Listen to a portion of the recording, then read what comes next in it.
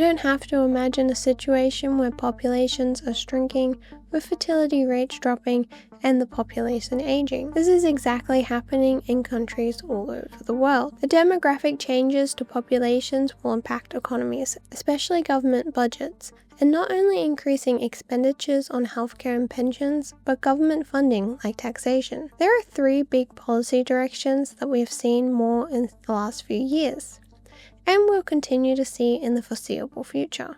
But first, let's talk about why all this even matters. One big reason is dependency. Low birth rates and longer lifespans has created a bit of a problem.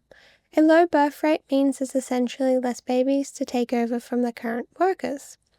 With longer life expectancies, well, people are living longer, and that further adds strains to the working age. There is the young age ratio and the old age ratio. Before this video, we're going to look at the age dependency ratio.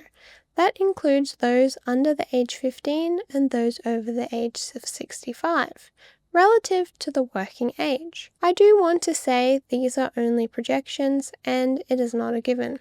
These figures are estimates. For example, it's important to recognize that not everyone of working age is actually working. There are a few ways to address this dependency.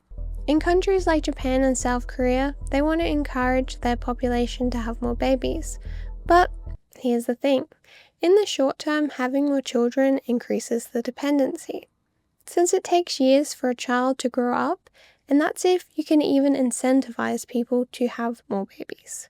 Another option is increasing retirement age, but this policy is only a band-aid to extend the working life of an individual, and it doesn't always go down very well. Highly unpopular changes, which will see the retirement age lifted from 62 to 64. More than 1 million people in France are revolting. If we really believe that we can't raise the retirement age, or we're never going to change that, we will go bankrupt. Strength of public feeling. 70 years old. How's that going to go down? Like a lead balloon. 70 is old. This brings us to immigration.